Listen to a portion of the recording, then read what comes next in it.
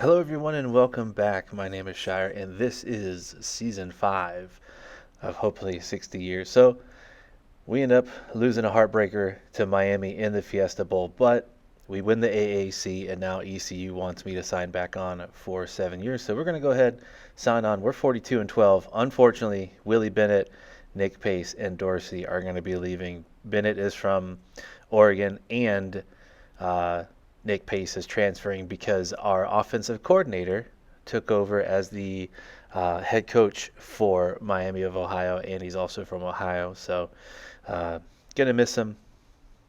The juice to our gin and juice is gone, but we'll still have Jose Mason, and we have Ginn. Hopefully, gonna get him a little bit more looks this year. So, just showing you guys a couple of the people that are leaving throughout the year. Lots of good talent. So, but you can see some familiar names. Uh, there's a lot of people transferring, it looks like. Nick Chubb leaving, Aaron Green, Ross Taylor. There's Chubb again. Mario Pender from Florida State. Danny Dillard. Kelvin Taylor, Fred Taylor's son, if you guys remember, he played at Florida. Alex Ross. Derrick Henry, King Henry. So yeah, had a pretty successful year 4. We ended up only losing to SMU and Miami, so go figure. We're also going to be adding in Dorsey, 6'4" freshman, free safety from Rice, and then Robert Thomas, Bob Thomas, Big Rob Tom, Be So Smooth, Matchbox 20. Chad Concepcion, man, so excited to play as him this year. He's got a 90 juke move now. Look at that. 99 throw accuracy, 85 throw power. So still pretty good as a scrambler. He's only 6'1", too, so I kind of use him a little bit more in the run game. Troy Smith, man, came out of nowhere.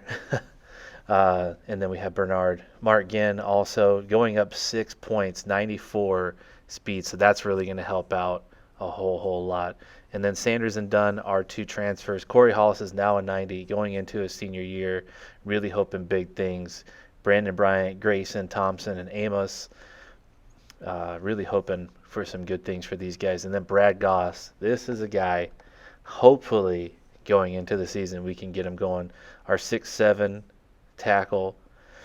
Our offensive line looking pretty good. Rogers, I don't know how he got on there, probably because we didn't have any centers. You know how the game likes to do that sometimes. So, but this is our offensive line.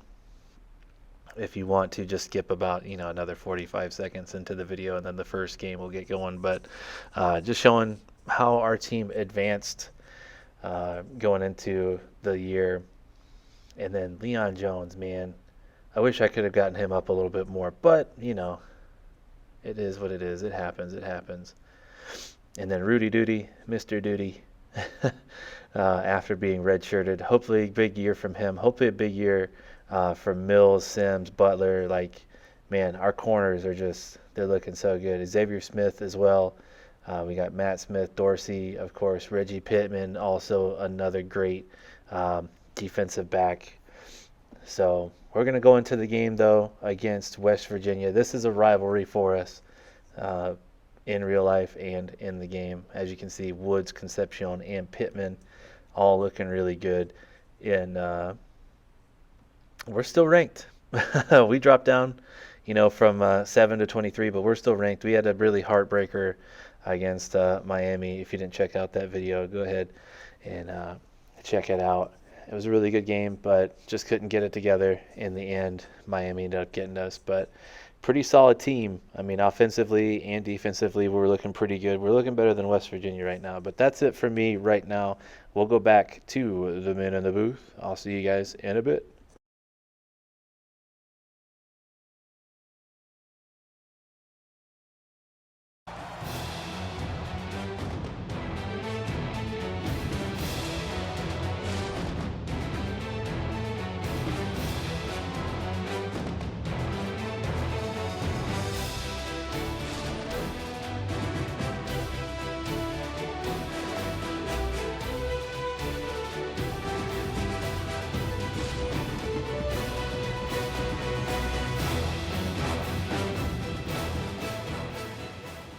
game's taking place in Morgantown, West Virginia at Mountaineer Field.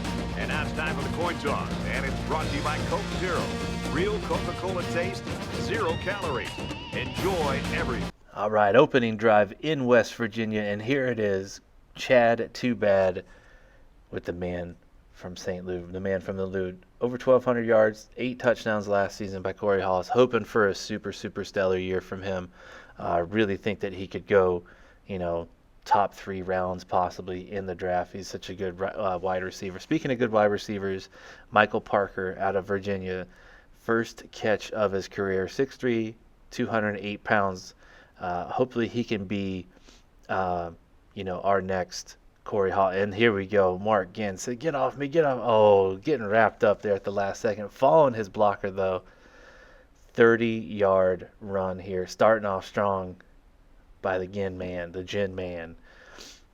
And then here we go. Lining back. Okay, Parker. All right. Lining back up. Jose Mason says, "Get off me. I'm all man. I'm starving." 9-yard touchdown run by Jose Mason. Didn't have many touches last year. Hopefully he can get some more here this year. Hey, coach is happy. Coach is happy about that one. Going up against our rivals. And then what are we doing? Rudy Duty. Smith, get him, Xavier. There we go. Xavier finally able. Jeff Hall, 60 yards. Now they're going to try to run the option, and we just get absolutely obliterated on that stiff arm. The Wendell Smallwood. Also, they're running the hurry up, but they hurried up just a little bit too much. Reggie Pittman out of the end zone. First interception of the year. Look at that read. Look at that. Would you just look at it? Reggie Pittman been solid for us since coming in. And there's the, come on now, you got to watch the ball. Cory Hollis. What more can I say? Doing Cory Hollis things. Getting open, 21-yard reception. So already over 30 yards. Chad Too Bad got 44 on the day. We love playing in West Virginia. We love this rivalry. We love going into their dome, their zone. And then there we go, Brad Goss.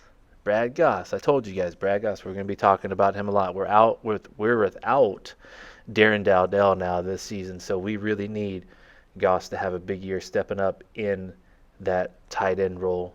I know he's a sophomore, but hey, sometimes you get things asked of you. And then Chad Too Bad said, "I don't care. Nobody's there. I'm going to go ahead. I'll run it out, though, Coach. I know." No injuries. 20-yard rush. Breaking off a lot of big rushes on this game as well, too. So really enjoying the way that the team is looking. Number 23 team in the nation now. Come on. You think we're going to go into Virginia and play them soft? No. Now we got Jose Mason now. Absolutely. Get off me. Denied.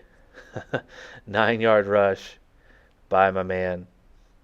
And then here we go. Chad Too Bad with Bryant. Ends up falling into the end zone. 12-yard reception here. And then we go up 14-0. Mark Ginn getting another record now. 41 touchdowns in his career. And sadly, not a whole lot to write about in this game. You guys will see Cory Hollis with this amazing, just mossed him, absolutely mossed him, says, "Get off me" as well. Couldn't hold it on for the touchdown. But that next play, we're going to give it to our guy again. We're going to give it to Cory Hollis. He breaks his own record, 25 touchdowns in a career. So, like I said, it was already 42-3 by halftime. So we absolutely started to obliterate them. 59-10. We just go ahead, let it roll out. And with that, we'll go into our first win of the season. We're going to huddle up, though, and let them kind of talk. But that'll be it for me for right now. I'm going to let the end credits roll, and I'll be with you guys in just a little bit. Step up and separate himself from the rest of the pack, and then he delivers. Boy, it's been a real pleasure just sitting back and watching him perform today. That brings this broadcast to a close. For EA Sports and Kirk Herbstreit, I'm Brad Nessler. We'll see you soon for another edition of NCAA Football 14.